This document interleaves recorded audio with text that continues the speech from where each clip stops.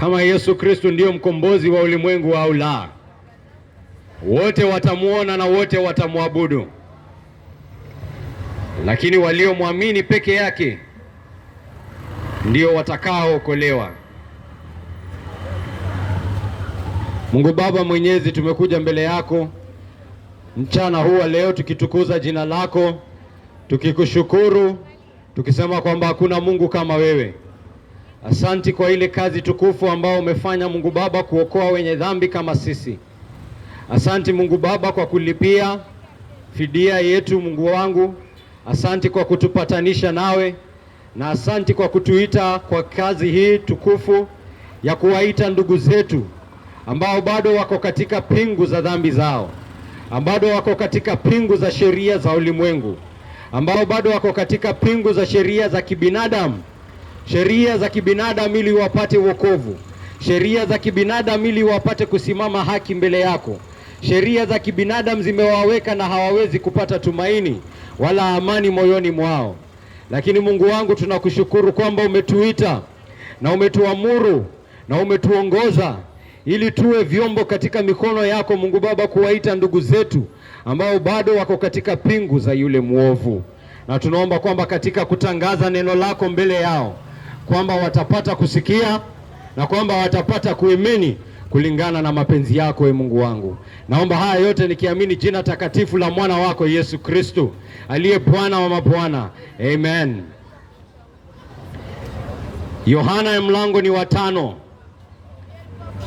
Baada ya haya kulikuwa na siku kuu ya Wayahudi, naye Yesu akapanda kwenda Yerusalemu. Huko Yerusalemu karibu na mlango uitwao mlango wa kondoo, palikuwa na bwawa moja lililoitwa kwa Kiebrania Bethzatha, ambalo lilikuwa limezungukwa kwa kumbi 5. Hapa palikuwa na idadi kubwa ya wasiojiweza, yaani vipofu, viwete na waliopooza. Walikuwa wakingojea maji yatibuliwe, kwa maana malaika alikuwa akishuka wakati fulani akayatibua maji.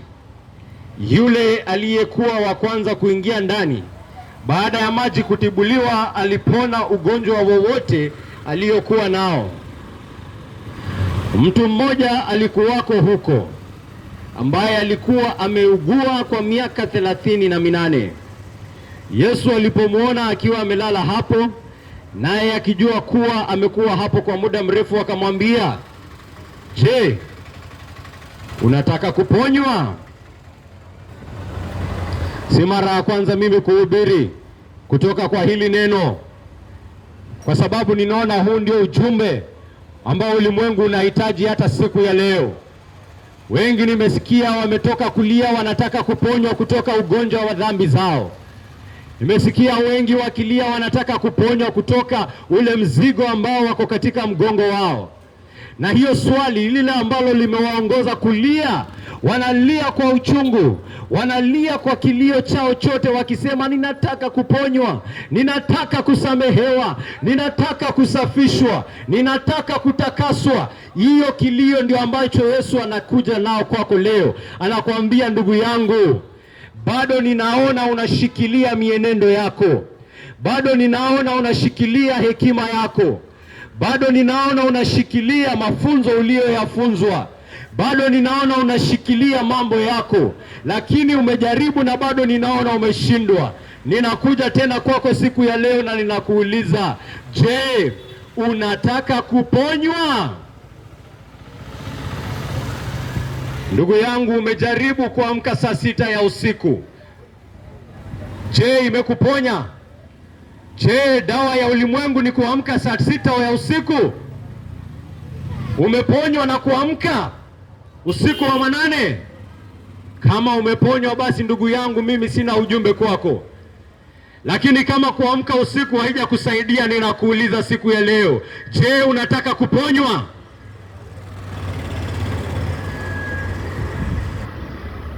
Ndugu yangu, umetoa pesa zako, umefanya kazi kwa bidii, haujalala, umepanga biashara yako, Biashara yako umeipanga kwa ustadi mkubwa kabisa.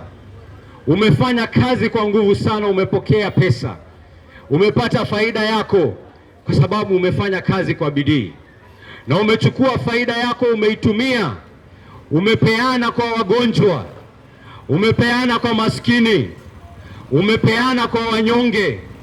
Umefanya hii yote kwa sababu unagundua kwamba umeugua moyoni mwako, lakini baada ya kutoa faida zako zote bado umegundua kwamba bado wewe ni katili. Umegundua kwamba bado wewe ni mchoyo. Umegundua kwamba bado wewe ni muongo. Umegundua kwamba bado wewe unatamani mambo yasiyofaa kutamaniwa. Ninakuja kwako siku ya leo kwa jina la Yesu Kristo, ninakuuliza hili swali: je, unataka kuponywa? Huyu aliyekuwa amekaa hapa alikuwa amekaa hapa miaka mingi sana. Alikuwa kiwete, amekaa katika hili bwawa. Hili bwawa linajisemekana kwamba kulikuwa na malaika alikuwa anatibua hayo maji.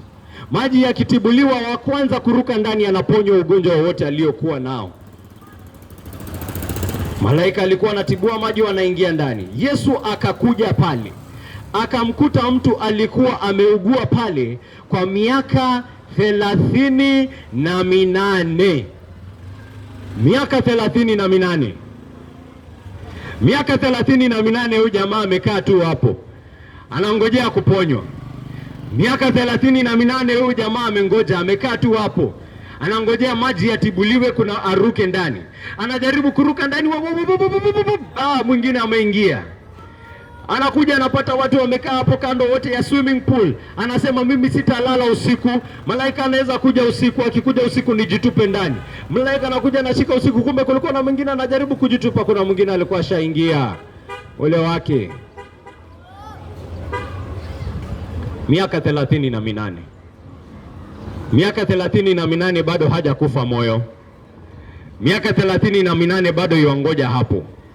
Miaka 38 bado.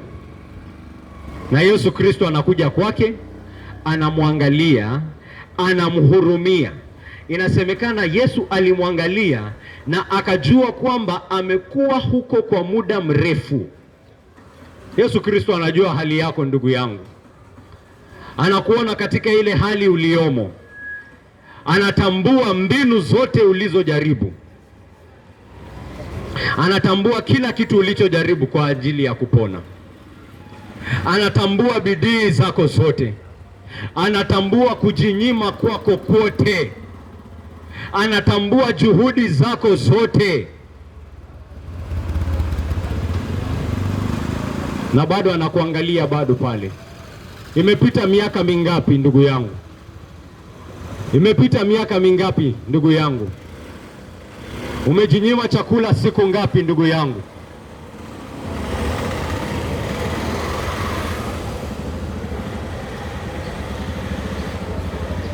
Umejinyima kinywaji siku ngapi ndugu yangu?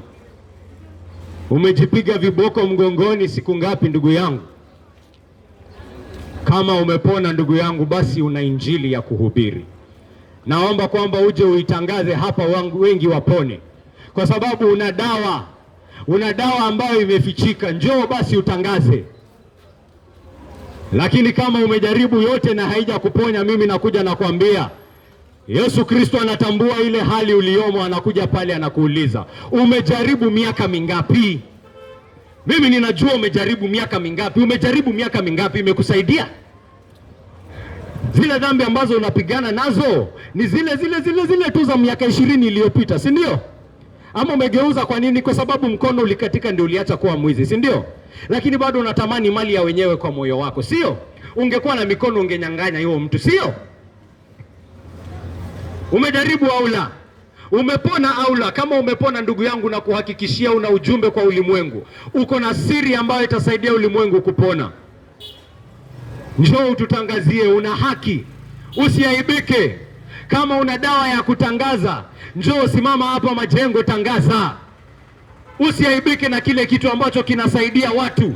Usiaibike na kile kitu ambacho kinaokoa watu. Usiaibike na kile kitu ambacho kinaweza kusaidia wanyonge, kinaweza kusaidia wale waliopotea. Usiaibike nacho. Njoo uambie, siri ni kujinyima, siri ni kujitandika viboko, siri ni kutoa pesa zako, siri ni kupiga safari ya ndege, siri ni hii, siri ni hii. Wacha nikwambie, niko na ujumbe kwako ndugu yangu, njoo utangaze. Lakini kama haijakusaidia, wacha mimi nikwambie, Yesu Kristo anakuja anakuuliza siku ya leo, je, unataka kupona? Unataka kupona ama unataka kubaki ukae ni kama kwamba unataka kupona? Wengine wanataka kuonekana ni kama kwamba wanataka kupona, lakini kupona hawataki. Kupona hawataki, wanasema hapana, hapana, sitaki kupona. Ufisadi uko na kazi yake, uongo uko na kazi yake, uzinzi uko na kazi yake, kuchukua wake wa wenyewe iko na kazi yake, iko na utamu wake. Hiyo utamu mimi siko tayari kuachana nayo.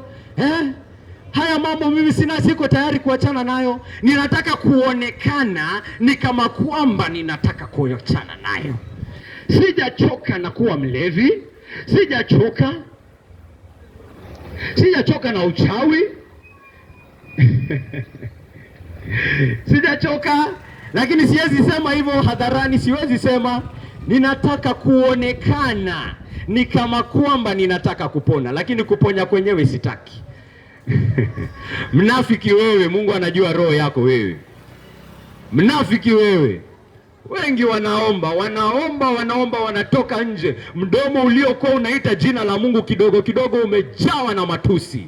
Umejawa na matusi ambayo hayawezi kusemeka hata hadharani. Na ametoka kutaja jina la Mungu mara 10 kwa siku, anataja jina la Mungu mara 20 kwa siku, anataja jina la Mungu. Kila sentensi atamkayo anataja jina la Mungu, lakini anatamka jina la Mungu akidanganya, anaapa akidanganya, anadanganya na mdomo wake umejaa mkono. Huyo hataki kupona. Huyo anataka kuonekana ni kama kwamba anataka kupona. Anataka kuonekana. Dini yake ni ya kuonekana. Dini yake ni ya kupigiwa makofi. Dini yake ni ya angalia huyo mtu wa dini huyo. Mtu wa dini huyo anaomba kuomba. Anaamka kuamka.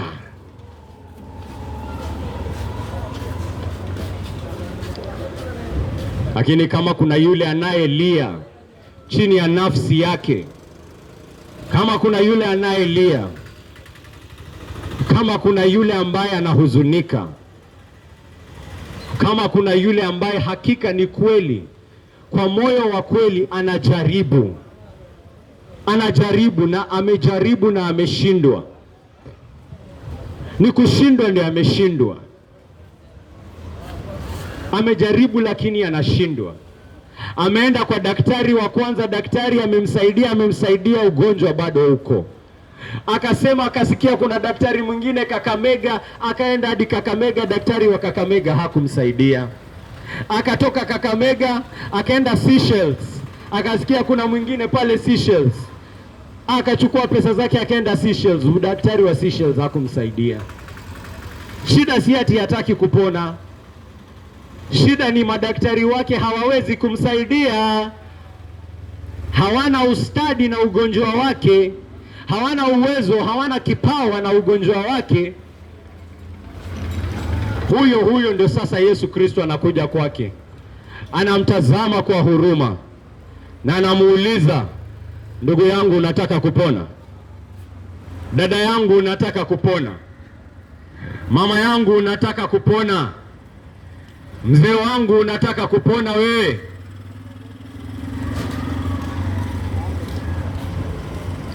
Yule mgonjwa akamjibu, Bwana, mimi sina mtu wa kuniingiza katika bwawa la maji linapotibuliwa,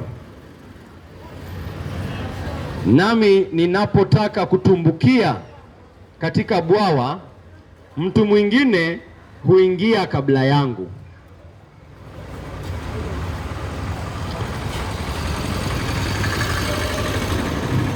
Kuna wengine wameulizwa hilo swali siku ya leo, wameulizwa kama wanatamani uponyaji.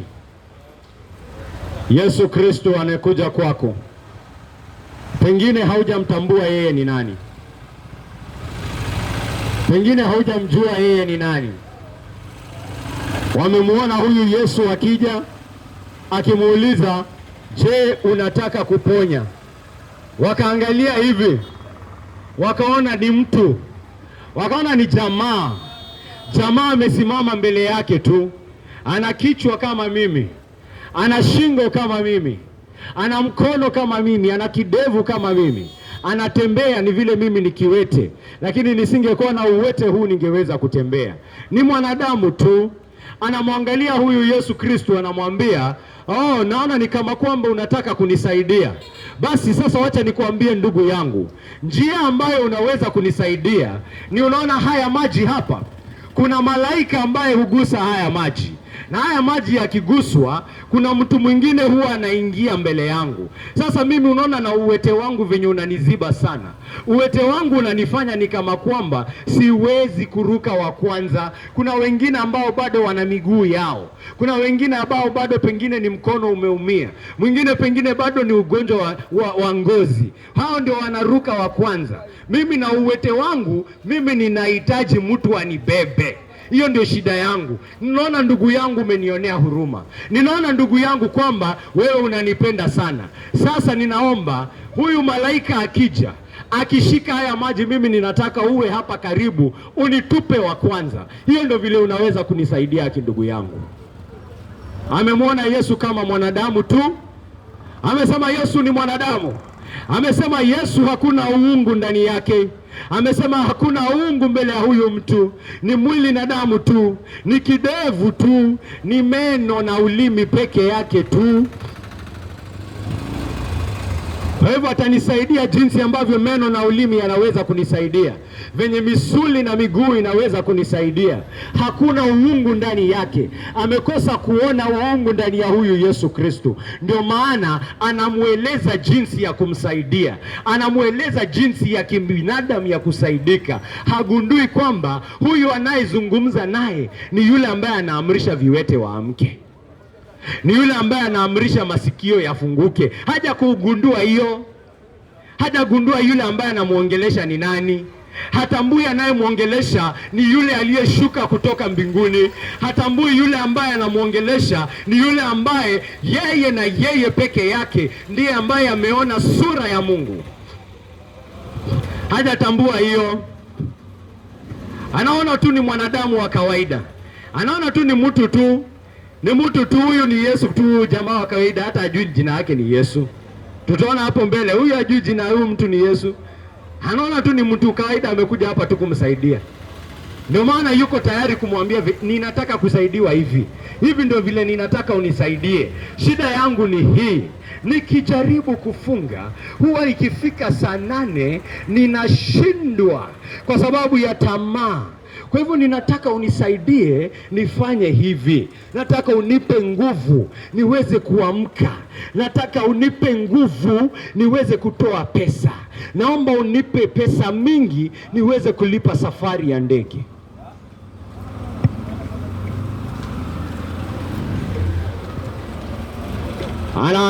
Anaambia Yesu venye atamsaidia. Naomba kuongezewa mali kwa wingi. Niongezewe mali kwa wingi, ndio nitoe mali kwa wingi, niweke Mungu kwa deni yangu. Mungu akuwe katika deni yangu. Alafu Mungu akikuwa katika deni yangu, sasa nitakuwa nimeokolewa, sasa nitakuwa nimesamehewa. Tenda nimuitisha anisamehe, sababu nilitoa pesa mingi sana.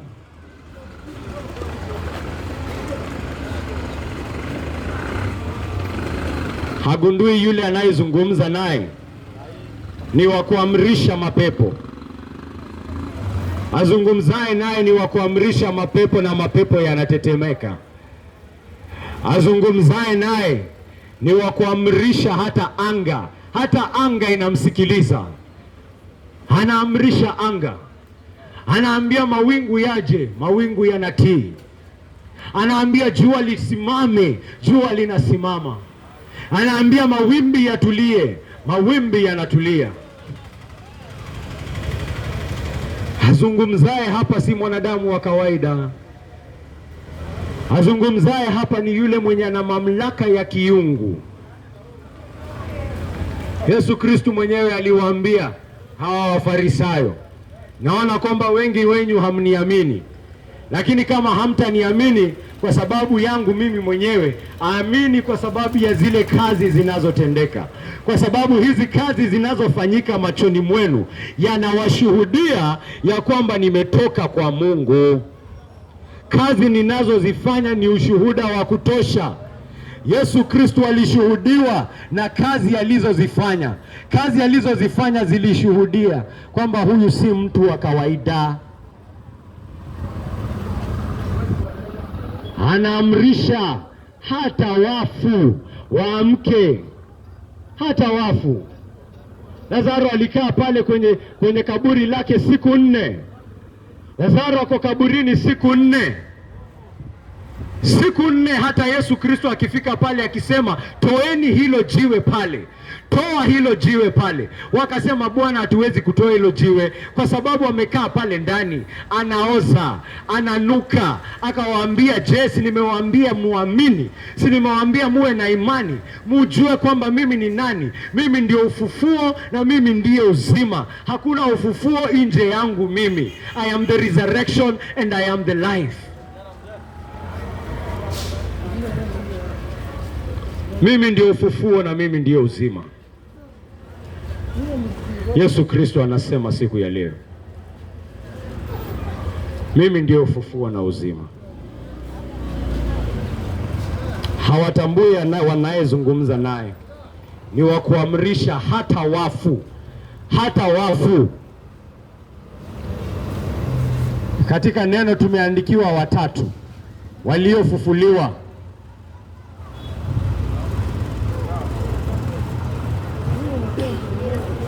Na watu wasimame waseme Yesu Kristo si mwana wa Mungu.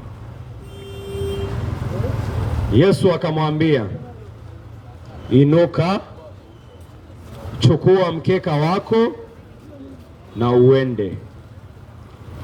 Mara yule mtu akapona, akachukua mkeka wake, akaanza kutembea.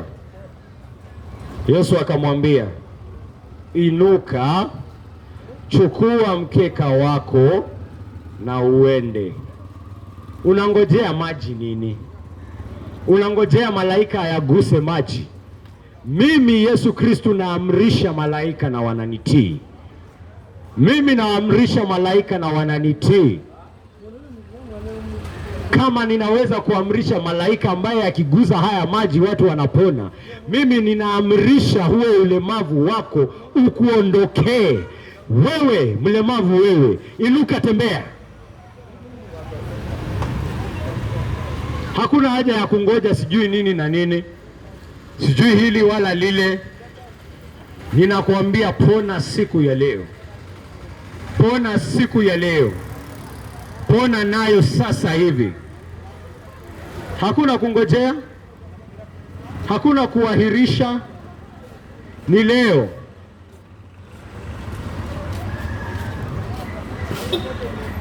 Ni leo ndugu yangu unaweza kupona. Ni leo ndugu yangu unaweza kusafishwa. Ni leo ndugu yangu unaweza kupatanishwa na Bwana mara moja. Mara moja na milele.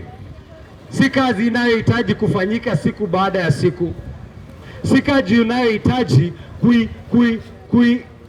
sustain kwa juhudi zako wewe mwenyewe. Ati wewe ndio unaifanya iendelee kubaki kusimama. La hasha. Ishafanyika, ishakamilika katika Yesu Kristo aliyekufa msalabani, akafa na akafufuka siku ya tatu. Akafa na akafufuka siku ya tatu. Na kwa sababu amefanya kazi kamilifu, kwa sababu amefanya kazi iliyo juu kabisa, anakuamrisha siku ya leo, inuka, chukua mkeka wako na uende. Mara yule mtu akapona, akachukua mkeka wake akaanza kutembea. Hakuna haja ya kutupiliwa ndani ya maji, ndugu yangu, siku ya leo. Hakuna haja ya juhudi zako kwa wingi. Hakuna haja ya hayo yote wakati kazi ishakamilika. Ulimwengu umeugua kwa sababu ya dhambi. Wewe umeugua kwa sababu ya dhambi. Ni kwa sababu ya uovu wa mioyo yetu. Ni kwa sababu ya kiburi cha moyo wetu ndio tumetenganishwa na Baba. Ndio tumetenganishwa na yule aliye juu. Ndio maana wengi wametengwa naye. Ndio maana wengi wamepotea. Ndio maana ulimwengu umejaa wasiwasi, kwa sababu watu wanatumainia Mungu ambaye si Mungu. Wengine hata hawamtumainii Mungu kabisa. Ndio maana watu wanaugua katika dhambi na wanazidi katika dhambi zao, kwa sababu imani yao wameiweka katika uovu wao. Kwa hivyo uovu wao unaposhindwa, wanazidisha uovu kwa tumaini kwamba katika kuzidisha uovu wao, akiiba zaidi ndio biashara itaongezeka zaidi, wakati tayari ameona wizi wake haumsaidii. Ameona ya kwamba ukatili hausaidii kunyamazisha bibi. Kwa hivyo anasema wacha sasa nitampiga zaidi. Sasa anapiga kupiga, wakati tayari ile ya kwanza aliona haifanyi. Anasema usipofanya hivyo hutaheshimiwa. Ameweka tumaini lake katika lile ambalo haliwezi tumainika, lile ambalo haliwezi kumsaidia. Na Yesu Kristo anakuja anamwambia, mimi ninaweza kukusaidia, na wakati unaponiamini unapona mara hapo hapo, kwa sababu kazi ishakamilika. Kama ni dhambi inayokusumbua, ni kwa sababu ya dhambi ndio nilishuka kutoka kwa Baba yangu, ndio maana nimetoa maisha yangu, ndio maana nimesulubishwa msalabani, na ndio maana nimefufuka. Ndani yangu hapapatikani dhambi hata tone. Ndani yangu hapapatikani dhambi hata kidogo. Ndani yangu hapapatikani uovu hata kidogo. Lakini katika hayo yote bado nilikufa. Bado kifo kiliweza kunichukua. Bado kifo kiliweza kunimeza, lakini kwa muda tu. Kwa nini kifo kiliweza kunimeza? Ni kwa sababu ya dhambi yako, ndugu yangu. Ni kwa sababu ya uovu wako, ndugu yangu. Lakini ona, tazama kwamba nimeshinda hiyo dhambi, kwa sababu nimefufuka kutoka kwa wafu, na kifo hakina nguvu juu yangu tena. Tazama, ona kwamba kifo hakingeweza kunihifadhi ndani ya mdomo wake. Tazama, angalia kwamba wale wote unaowaaminia, walimu wako wote, role models wako wote, mashujaa wako wote, watazame hao wote ambao unaowasifu. Watazame uone kwamba wote wamemezwa na kifo, na uone kwamba wote wamebaki katika mdomo wa kifo. Watazame wote. Watazame wote. Utambue kwamba wao ni wanadamu tu. Wao ni wanadamu tu. Hakuna ambaye hata mmoja wao ambaye angeweza kusimama na kusema maneno kama ninayoyasema. Kusema kwamba mimi hakuna mtu achukiaye maisha yangu. Maisha yangu mimi mwenyewe ninayatoa. Hakuna yule anayeninyang'anya maisha yangu. Nani anayezungumza hivyo ila Mungu Mwenyezi peke yake? Nani huyu ambaye maisha yake hayawezi kutolewa kutoka mkono wake? Anasema maisha yangu ni yangu. Hakuna yule ambaye anaweza kuninyang'anya hayo maisha. Ni mimi niyatoe, na nikiyatoa nina uwezo ya kuyatoa, na nina uwezo ya kuyachukua tena. Niyachukue, niyatwae. Yaani wakiona kwamba nimekufa, wanafikiria sasa wamenimaliza. Hawajui kwamba mimi hata katika kifo changu bado ninaweza kuchukua maisha yangu na kuyarudisha kwangu mimi mwenyewe. Nani huyu anafanya kazi bado katika kifo chake? Wengi sana tunawasikia wakiomba wakiomba watu ambao wamekufa, wanatumainia watu ambao wamekufa, wanatumainia manabii ambao wamekufa, wanatumainia watu ambao wamemezwa na kifo na wakabaki pale, lakini hawataki kumwamini yule ambaye amemezwa na kifo na akapiga kifo teke. Huyo ndio hawataki. Hawataki kuona ya kwamba kuna yule ambaye ameshinda kifo. Hiyo hawataki kuona. Wanasema ni uongo, wanasema ni Paulo, wanasema ni wazungu. Wazungu wazungu wazungu walileta ufufuo wa wafu. Wazungu waliandika hadithi za ufufuo wa wafu. Mwanadamu mgani huyu ambaye yuko tayari kuongea kuhusu ufufuo wa wafu, ila yule ambaye ameona ukweli wa Yesu Kristo? Hawako tayari kuamini katika ufufuo ambao umedhihirika, ufufuo ambayo ni fact, a historical fact, kitu ambacho historia yenyewe inashuhudia. Historia yenyewe inashuhudia kuhusu huyu ambaye alikaa kaburini siku 3 na siku ya 3 wakafungua hiyo jiwe itoke hapo. Wamefika pale asubuhi na mapema, wanashangaa hii jiwe itasonga wapi? Wanakuja pale wanapata jiwe limesonga. Wanaulizwa, mbona mnamtafuta yule aliye hai miongoni mwa wafu? Mbona mnamtafuta yule aliye hai miongoni mwa wale waliokufa? Mbona mnamtafuta aliyefufuka kaburini? Mbona mnamtafuta yule aliyefufuka kaburini?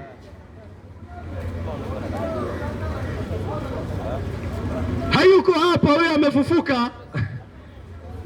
Hayuko hapa. Ameshinda kifo. Hayuko hapa.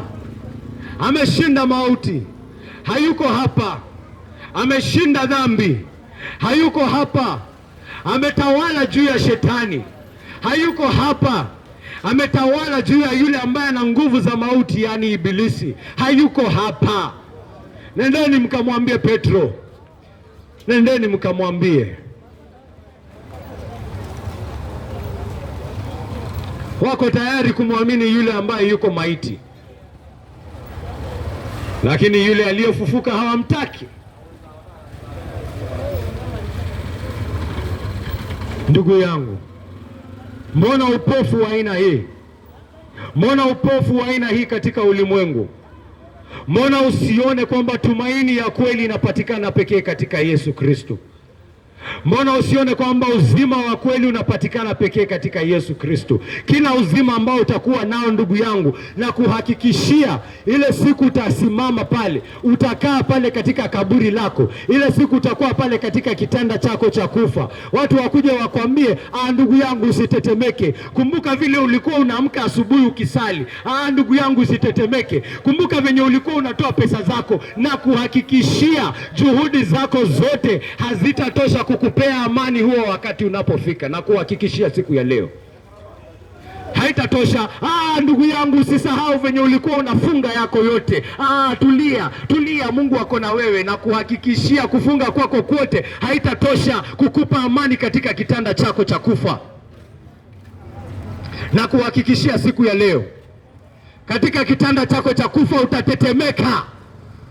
Watu watajaribu kukutuliza, wakwambia, ndugu yangu, kumbuka jinsi ambavyo ulikuwa unatoa pesa. Kumbuka jinsi ambavyo ulikuwa unatoa pesa yako yote, ulitoa mali yako yote nusu.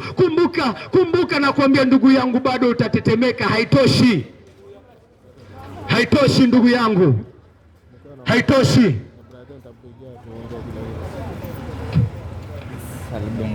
Hakuna chochote kitaweza kukupa amani. Hata usherekee kivipi, hata uruke kivipi, hata ujidanganye kivipi, ndugu yangu, na kuhakikishia siku ya leo, na kuhakikishia kwamba haitatosha. Haitatosha. Kwa sasa wengi wanajidanganya kwamba ni kama kwamba wataishi milele na milele. Wameona kwamba sina ugonjwa, Oh, sina ugonjwa. Kwa hivyo yuko tayari, akisikia kuhusu yule ambaye ameshinda kifo, akisikia habari kuhusu yule ambaye aliingia katika kaburi na akatoka mzima na kifo kimeshindwa kumshika tena hadi siku ya leo. Amepaa mbinguni, ameketi kuume kwa Baba. Hawataki kusikia hadithi yake. Wakisikia hadithi yake, wako tayari kuchukua jiwe na kupiga yule ambaye anatangaza. Wakisikia hadithi yake, wako tayari kumpiga bari yule ambaye anatangaza. Wakisikia habari zake zinatangazwa, wako tayari kutupa matusi ya kila aina. Wako tayari kufanya hayo yote. Na kuhakikishia ndugu yangu, katika kaburi lako, katika kitanda chako cha kufa, utatamani kusikia kuhusu huyu ambaye anaweza kukukomboa. Utatamani kusikia kuhusu huyu ambaye haubahatishi. Wanaomwamini Yesu si ati wanabahatisha, wana uhakika, kwa sababu Yesu Kristu si ati tunafikiria, si ati tunatamani kwamba alifufuka, si ati tunatumaini kwamba alifufuka. Tunajua kwamba alifufuka, tunajua kwamba alikufa, tunajua kwamba alining'inia msalabani, tunajua kwamba kuna misumari yalikuwa mikononi mwake, tunajua kwamba walimtusi, tunajua kwamba walimkejeli, tunajua kwamba walimtemea mate. Haya yote ni ukweli. Tunajua kwamba walichukua mkuki na wakamdunga. Tunajua kwamba alikufa pale. Tunajua kwamba alisema, Mungu wangu, katika mikono yako ninaweka pumzi yangu. Tunajua walimtoa pale. Tunajua walimweka kaburini hiyo siku. Tunajua hakuna mfupa hata mmoja wake ulivunjwa. Tunajua walibaki pale siku ya Jumamosi. Na tunajua siku ya kwanza waliamka pale kuenda kumwekea perfume, waliamka pale kuenda kumwekea manukato, wakapata hayuko. Wakapata hayuko. Hii si mambo ya kubahatisha ndugu yangu. Hii ni mambo ya ukweli. Hii si mambo ya kubahatisha. Hii ni mambo ya hakika. Kama Yesu Kristo alikufa, kama Yesu Kristo alizikwa, samahani mamangu, pole, na kwamba Yesu Kristo alifufuka, kwamba Yesu Kristo alivunja milango ya kaburi, na huyo ndiye ambaye tunamtangaza hapa. Huyo ndiye ambaye tunakuambia ana dawa yako, ana kile ambacho roho yako inatamani, ana kile ambacho roho yako imekuwa ikitafuta.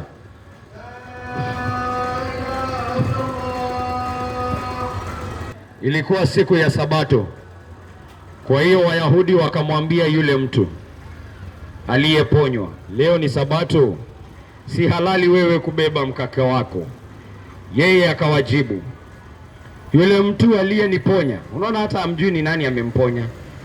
Yule mtu aliyeniponya aliniambia, chukua mkeka wako na uende. Wakamuuliza, ni mtu mgani huyo aliyekuambia uchukue mkeka wako uende? Basi yule mtu aliyeponywa hakufahamu ni nani aliyemponya, kwa sababu Yesu alikuwa amejiondoa katika ule umati wa watu uliokuwa hapo. Baadaye Yesu akamkuta yule mtu aliyemponya ndani ya hekalu, akamwambia, tazama, umeponywa, usitende dhambi tena, la sivyo lisije likakupata jambo mbaya zaidi. Yule mtu akaenda akawaambia wale Wayahudi kuwa ni Yesu aliyemponya. Kwa hiyo Wayahudi wakaanza kumsumbua Yesu kwa sababu alikuwa anafanya mambo hayo siku ya Sabato. Yesu akawajibu, Baba yangu anafanya kazi yake daima, hata siku hii ya leo, nami pia ninafanya kazi. Baba yangu anafanya kazi yake daima, hata siku hii ya leo, nami pia ninafanya kazi. Maneno haya yaliwaudhi sana viongozi wa Wayahudi. Wakajaribu kila njia wapate jinsi ya kumuua, kwani si kwamba alivunja Sabato tu, bali alikuwa akimuita Mungu baba yake, hivyo kujifanya sawa na Mungu. hivyo kujifanya sawa na Mungu. Wayahudi wanatambua Yesu Kristo anasema nini. Wayahudi wanaelewa Yesu Kristo anasema nini. Wamekuja wamemuuliza Yesu Kristo, mbona unaponya watu siku ya Sabato? Mbona unaponya watu siku ya Sabato? Na hata siku waponya tu unawaambia ati wabebe mikeka yao. Kwani wewe utambui sheria yetu? Yesu Kristo anawaambia Baba yangu, yani yule ambaye mnamuita Mungu wenu, yani yule ambaye mnamtambua kama Mungu Mwenyezi, mimi ninamuita Baba. Yeye ni Baba yangu. Mimi ni mwana wake wa pekee. Mimi nimeona sura yake. Mimi ninajua utukufu wake. Mimi ninajua mapenzi yake. Nyinyi hamumjui, mimi ninamjua. Na mimi ni kama yeye, kwa sababu yeye anafanya kazi hata siku ya Sabato. Kwa hivyo hata mimi ninafanya kazi siku ya Sabato, kwa sababu mimi nimetoka kwake, kwa sababu mimi ni mfano wake, kwa sababu mimi ni chapa yake, kwa sababu mimi ndio utukufu wake, mimi ndio mng'ao wa utukufu wake. Kila kitu ambacho Baba ni yeye, hata mimi ni hivyo hivyo. Kama Baba anafanya kazi siku ya Sabato, hata mimi ninafanya kazi siku ya Sabato. Kama Baba anafufua wafu, hata mimi ninafufua wafu. Na Wayahudi wanaelewa kabisa Yesu Kristo anasema nini, kwa sababu inaandikwa, wanasema maneno haya yaliwaudhi sana viongozi wa Wayahudi, wakajaribu kila njia wapate jinsi ya kumuua, kwani si kwamba alivunja Sabato tu, bali alikuwa akimuita Mungu Baba yake, hivyo kujifanya sawa na Mungu. Kuna wengine wakisikia Mungu ana mwana, kwamba Mungu ana mwana mzaliwa wa pekee ambaye yeye ni chapa yake halisi, wanaudhika sana na wanafikiria wao ndio wa kwanza. Na unaona hapa katika Biblia watu wanaoudhika na uwana wa Yesu Kristo, kwamba Yesu Kristo ni mwana wa Mungu, anaudhika, anakereka, anakasirika. Anasema, nini huu unajaribu kusema? Unajaribu kusema kwamba kuna mtu ambaye alikuwa yuko sawa na Mungu? Nini hiyo unajaribu kuniambia? Anakasirika, anasema hakuna kitu kama hiyo. Si jambo jipya ndugu yangu, si jambo jipya. Hata Wafarisayo, hata Wayahudi wenyewe, hili ndio kitu ambacho kilifanya watengane na Mungu, kwa sababu mwana wa Mungu alipochukua mwili akakaja akasimama mbele yao, akajionyesha mbele yao, akajidhihirisha mbele yao, hata uwana wake ukaonekana, ikaonekana waziwazi kwamba huyu si mwanadamu wa kawaida, huyu ni mwana wa Mungu, huyu ametoka kwa Mungu, huyu anafanya kazi za Mungu, huyu anafanya mambo ambayo yanahitaji uwezo wa Mungu. Wakaona hayo yote, lakini bado wakamkataa. Wanasikia mtu akisema ati kuna mwana wa Mungu, wanasema hiyo ni maneno gani mnasema? Ati Mungu amezaa? Mungu hazai na Mungu hazaliwi. Hakuna kitu kama hiyo. Wanakasirika sana, wanasema amekufuru, amekufuru, huyo anafaa kuuawa. Hata hiyo ndio ilimfanya wakamhukumu. Siku ya kuhukumiwa kwa Yesu wameleta mashtaka, lakini wameshindwa kupata hata mashahidi wawili wanakubaliana. Hakuna mashahidi hata wawili stori zao zinaingiana. Hakuna mashahidi mastori zao zinaingiana. Kuhani mkuu akaja pale akamwambia Yesu Kristo na kuapisha mbele ya Mungu, tuambie, je, wewe ni mwana wa Mungu? Wewe ni mwana wa Mungu? Tuambie sasa. Na Yesu Kristo akamwambia, ndiyo, mimi ni mwana wa Mungu, ndiyo, ni mimi ndiye. Na si hiyo tu, utaniona katika mamlaka yangu. Ninyi mnaonisulubisha, mtaniona katika mamlaka yangu. Mtatambua kwamba mimi ni Bwana wa mabwana. Mtatambua kwamba mimi ni mfalme wa ulimwengu. Mtatambua, mtaona, na hata wale ambao wanakasirika saa hii watajua mimi ni mwana wa Mungu. Wataona na wataabudu.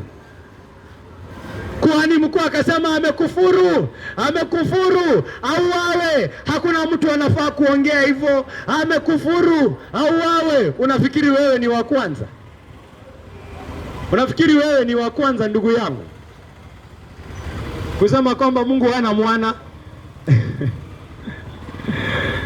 Unaona, wewe ni wa kwanza kukataa, hata wakati ishara zote zinaonyesha kwamba wewe ndio umekosea. Ishara zote zinaonyesha kwamba wewe ndio umekosea.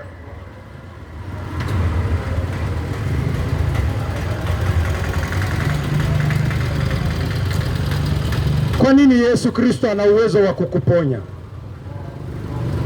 Ila kwamba yeye ni mwana wa Mungu. Kwa nini Yesu Kristo ana uwezo wa kukuosha? Ila kwamba yeye ni mwana wa Mungu. Kwa nini Yesu Kristo ana uwezo wa kukusamehe dhambi zako? Ila kwamba yeye ni mwana wa Mungu. Kwa nini Yesu Kristo ana uwezo wa kukupatanisha na Mungu? Ila kwamba yeye ni mwana wa Mungu. Angekuwa mwanadamu peke yake, hangeweza kufanya chochote. Hangeweza kufanya chochote. Ingekuwa ni kama kwamba mimi ningekufa. Mimi ninaweza kufa na niponye mtu. Mimi ni mwanadamu tu. Mimi sina uwezo wa kuponya yeyote. Mimi sina uwezo wa kusafisha yeyote. Mbona Yesu Kristo awe na uwezo wa kuponya yeyote? Kwa sababu yeye si mwanadamu tu. Yeye si mwanadamu wa kawaida tu, aliyekufa, aliyesulubishwa. Ni mwana wa Mungu. Na kwa sababu yeye ni mwana wa Mungu, yeye ni Mungu. Kwa sababu yeye ni mwana wa Mungu, yeye ni Mungu.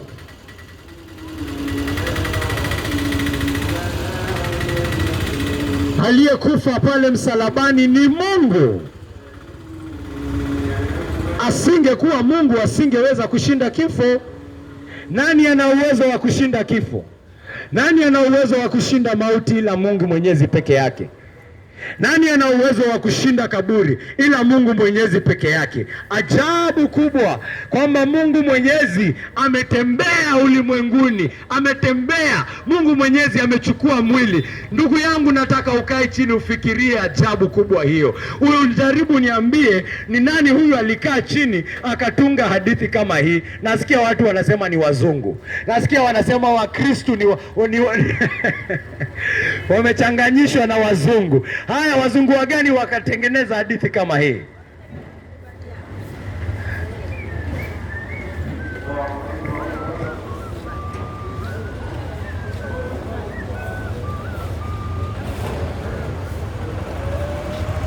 Kwamba Mungu Mwenyezi ameingia katika ulimwengu alioumba. Mungu Mwenyezi ameingia katika ulimwengu alioumba.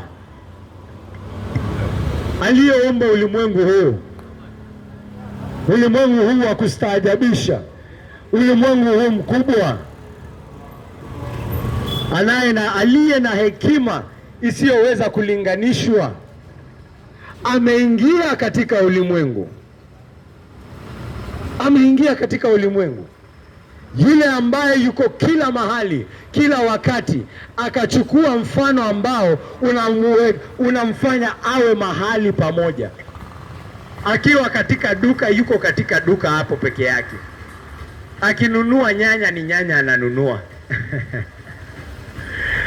Mungu Mwenyezi ameingia katika hadithi yake yeye mwenyewe, ulimwengu alioumba. Ajabu kubwa. Ajabu kubwa. Nini kamfanya Mungu Mwenyezi kufanya mambo kama haya? Nini kamuongoza Mungu Mwenyezi kufanya mambo kama haya? Ila kuwa kwamba anatamani wokovu wako. Anatamani wokovu wako. Anatamani kusafishwa kwako. Anatamani kutakaswa kwako. Anatamani kiasi cha kwamba amekuja kukuokoa ndugu yangu. Amekuja kukuokoa wewe, wewe unayeugua, wewe unayelemewa, wewe unayewekwa chini ya mzigo wa dhambi yako.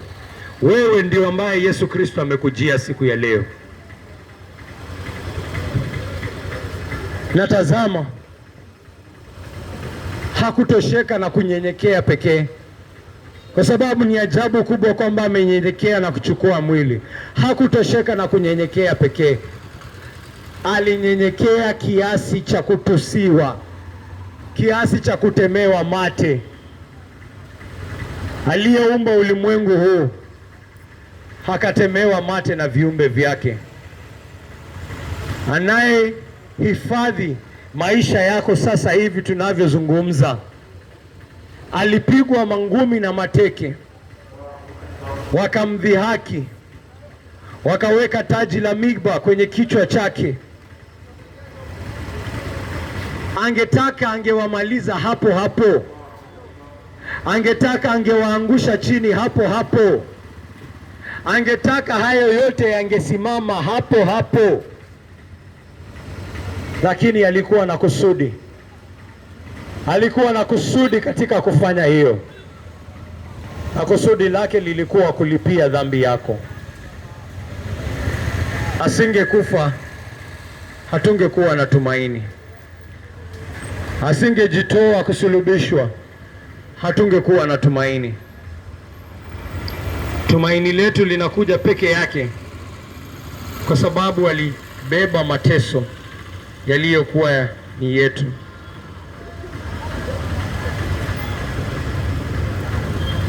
Hakuna upendo wa aina hii, na hata mimi mwenyewe ninatambua kwamba uzito wa upendo huu bado sijautambua. Hata ninapohubiri ninatambua kwamba uzito wa upendo huu. Ninaomba kwamba Roho Mtakatifu angeweza kuchukua maneno haya na kuyafunua kwa moyo wa mtu, kupata kuona kiasi cha ukubwa wa upendo huu, kwamba aliye juu alikuwa tayari kunyenyekea ili sisi tulio chini tupate kuinuliwa, kunyenyekea kiasi cha kufa. Na si ati limlazimu kufanya hivyo. Alifanya hivyo kwa hiari yake, alifanya hivyo kwa kupenda kwake, alifanya hivyo kivyake tu.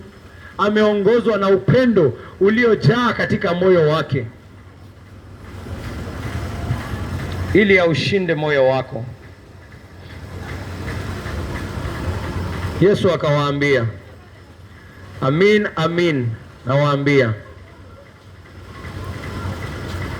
mwana hawezi kufanya lolote peke yake. Anaweza tu kufanya lile analomwona baba yake akifanya.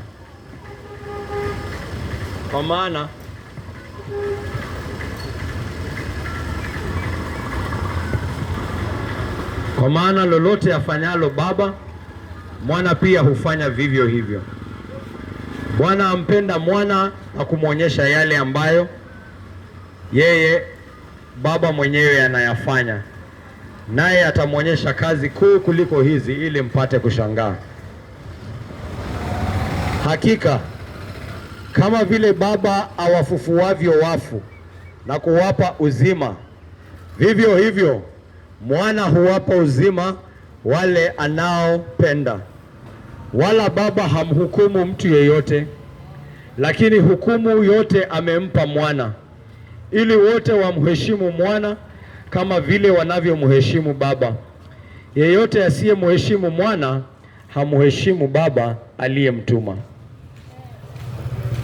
Anasema wala Baba hamhukumu mtu yeyote, lakini hukumu yote amempa Mwana, ili wote wamheshimu Mwana kama vile wanavyomheshimu Baba. Yeyote asiyemheshimu Mwana hamheshimu Baba aliyemtuma. Hayo ndio maneno ya Yesu Kristo. Yesu Kristo anasema wengi wanasema ninamjua Mungu. Wengi wanasema ninamtambua Mungu. Wengi wanasema ninamwabudu Mungu. Wengi wanasema mimi ninamtumainia neema na rehema za Mungu. Ninatumaini kwamba Mungu ni mwingi wa rehema, atatusamehe dhambi zetu. Mungu ni mwingi wa rehema, atatuosha. Mungu ni mwingi wa rehema, lakini njoo umwambie kuhusu Yesu Kristo. Hataki, hamheshimu mwana wa Mungu. Na Yesu Kristo anamwambia katika kumkataa Yesu Kristo ni Mungu umekataa. Hakuna Mungu unajua. Yule ambaye hamheshimu mwana hamheshimu Baba. Yule ambaye hamjui mwana hamjui Baba. Ile sababu kwamba hamwezi kumkubali Yesu Kristo ni kwa sababu hakuna Mungu mnajua. Hakuna Mungu unajua ndugu yangu kama haumwabudu Yesu Kristo.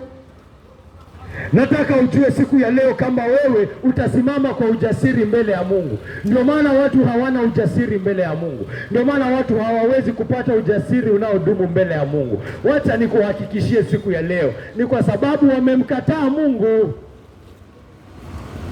Hakuna yeyote ambaye anamkataa Yesu Kristo ambaye anaweza kusema kwamba amemjua Mungu. Hakuna yeyote ambaye anamkataa mwana wa Mungu ambaye anasema anamjua Mungu. Hata awe anaomba mara ngapi kwa siku, hata awe amejitoa kiasi kivipi, Yesu Kristo anasema hii ndio ambayo unaweza kujua kama unamjua Mungu. Hii ndio njia ambayo unaweza kujua kwamba wewe na Mungu mko sawa, na njia ni hii. Je, unamtambua mwana wake? Je, unamheshimu mwana wake? Na ye Mungu mwenyewe amefanya kazi ya kwamba amempa mwana ishara kiasi cha kwamba watu wampe mwana heshima ile ambayo wanampa Baba. Kama unainama chini na unasujudu mbele ya Mungu, basi nakuamrisha siku ya leo, inama na usujudu mbele ya Yesu Kristo. Kama unatukuza jina la Mungu, na kuamrisha siku ya leo, tukuza jina la Yesu Kristo. Kama unatumainia rehema za Mungu, na kuambia siku ya leo, tumaini rehema za Yesu Kristo. Mungu amemtukuza mwana wake. Mungu amemuinua mwana wake ili wanadamu wampe mwana wake ile heshima peke yake ambayo inamfaa Mungu. Yesu Kristo anafaa heshima ya kiungu. Yesu Kristo anafaa heshima ya kiungu. Na wala Yesu Kristo anasema Mungu amenitukuza ili watu waniheshimu vile ambavyo wanamuheshimu yeye. Hata wacha anakuambia kitu kingine, mamlaka yote ya kuhukumu ameyaweka mkononi mwangu, ili watu wamuheshimu mimi vile ambavyo wanamuheshimu Baba yangu. Shika ndugu yangu.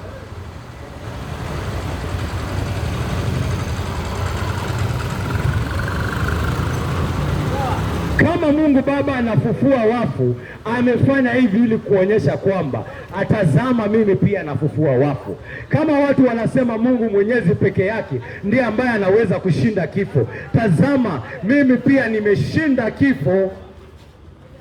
Yesu Kristo anafaa heshima ya kiungu. Kama unampa Yesu Kristo heshima chini ya Mungu, chini ya kiungu, basi haujamjua, basi haujamtambua, basi haujamuona, basi haujamjua yeye ni nani. Unamuona yeye tu ni mwanadamu wa kawaida. Unaona yeye tu ni nabii tu wa kawaida, mtume wa kawaida tu, mtume wa kawaida wa kufufua wafu, mtume wa kawaida wa kuamka kutoka kwa kaburi. Hata Musa yuko wapi siku ya leo? Hata wale mitume ambao walifufua wafu, kina Elia, wako wapi?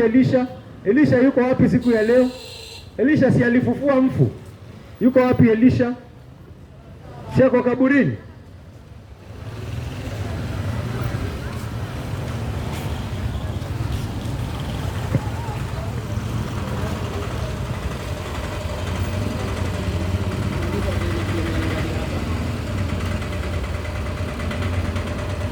Mungu anataka umpe heshima Yesu Kristo mwana wake, ile heshima unayompa yeye. Ndio maana ule wokovu ambao ametimiza ndani ya Yesu Kristo ni wokovu mkuu, ni wokovu mkubwa. Ni wokovu mkubwa umetimilika ndani ya Yesu Kristo, ili wewe ndugu yangu upate kumheshimu mwana, upate kumjua mwana, upate kumjua Yesu Kristo. Wacha nikuhakikishie siku ya leo,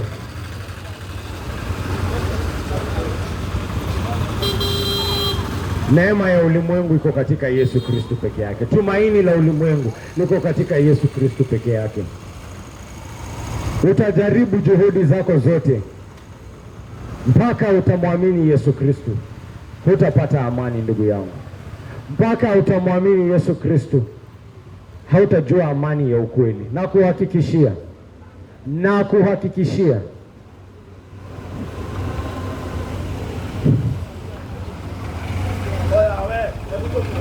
wacha hiyo iwe mwito kwako. Wacha hiyo iwe mwito kwako kumwamini Yesu Kristo. Wacha hiyo iwe mwito kwako kuamini kazi aliyotimiza pale msalabani. Wacha hii mwito kwako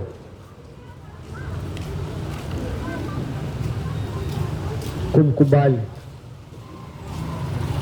na kutubu haya maisha yako yote ambayo umeishi kabla ya kumjua. Useme, wacha imani yangu, wacha nikubalike, wacha tumaini yangu yote iwe katika Yesu Kristo mwana wa Mungu. Ndugu yangu, nakuhimiza umwamini Yesu siku ya leo.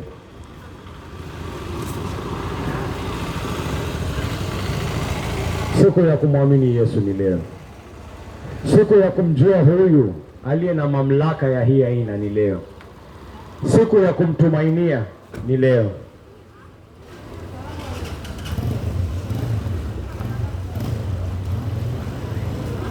Hakuna aliyeahidiwa kesho ndugu yangu. Kama kuna nuru yoyote ambayo imeangaziwa katika moyo wako, upate kuona kwamba unamhitaji huyu Yesu Kristo. Kama kuna nuru yoyote imewaka katika moyo wako, upate kuona kwamba unahitaji kusafishwa, uone kwamba unahitaji kutakaswa, ndugu yangu nakwambia mwamini Yesu Kristo. Ndugu yangu nakwambia, kubali kwamba wewe ni mwenye dhambi. Kubali kwamba wewe ni muovu. Kubali kwamba wewe umepotea. Kubali kwamba juhudi zako haziwezi kukusaidia. Kubali kwamba unahitaji wokovu utokao kwa Mungu peke yake. Kubali kwamba unahitaji Mungu Mwenyezi akuokoe yeye mwenyewe, kwa sababu hakuna wokovu utakao toka kwingine ambao utaweza kukusaidia. Na katika kufanya hivyo ndugu yangu, uamini Yesu, uamini kazi aliyofanya pale Golgotha. Uone misumari aliyodungwa ilikuwa kwa sababu yako. Uone kwamba uone kwamba ile viboko aliyopigwa mgongoni mwake, aone kwamba ilikuwa ni kwa sababu yako.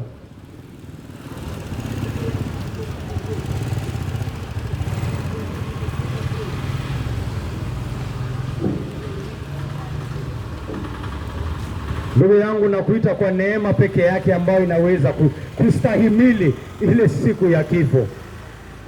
Kwa sababu ile siku ya kifo utakuwa pale kwenye kitanda chako, na utahitaji kuambiwa neno ambalo litaweza kutuliza moyo wako.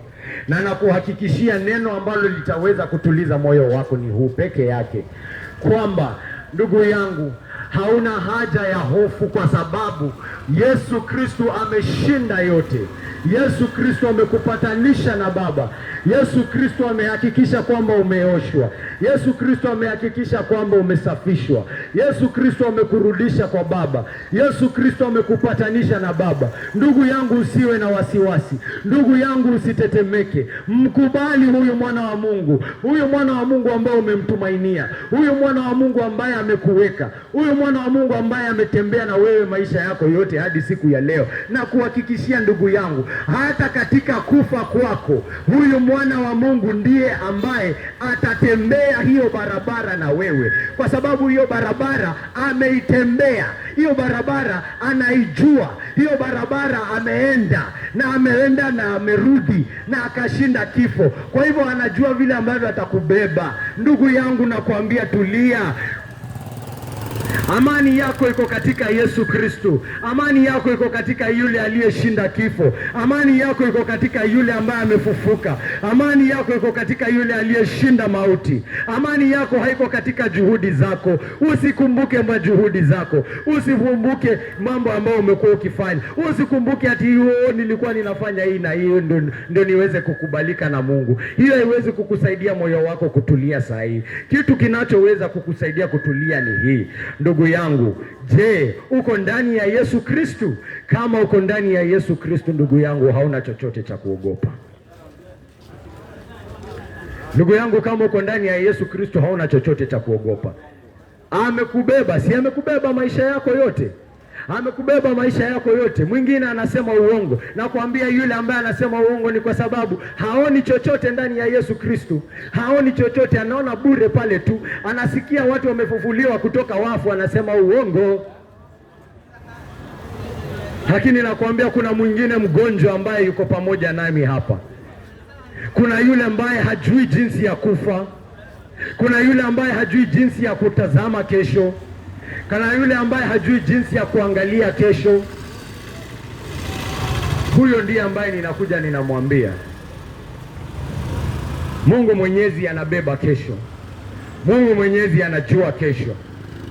Na unaweza kuwa na uhakika siku ya leo kwamba hakuna hukumu ya ghadhabu juu yako, kwamba kuanzia siku ya leo Mungu ndiye ambaye anakupigania katika hali zako zote za maisha. Mungu ndiye ambaye yuko pamoja nawe, ndiye ambaye anakupigania. Na nakwambia huyo mtu, hiyo inaweza kufanyika peke yake kwa sababu dhambi zako zote zimeoshwa, dhambi zako zote zimesafishwa once and for all in Jesus Christ. Once and for all. Si ati ifanyike leo alafu ifanyike tena next week. Si ati ifanyike hivyo alafu tena ifanyike next week. Ni once and for all. Amefanya kazi moja safi, kazi moja kubwa, kazi moja takatifu, kazi moja isiyoweza kuchafuka, kazi ambayo imebeba waumini wengi miaka maelfu na maelfu, na inaendelea kubeba wengi hadi siku ya leo. Kazi ya pale Golgotha. Ndugu yangu, muamini Yesu. Ndugu yangu, njoo kwa Yesu. Ndugu yangu, usipuuze mwito wa Yesu Kristo.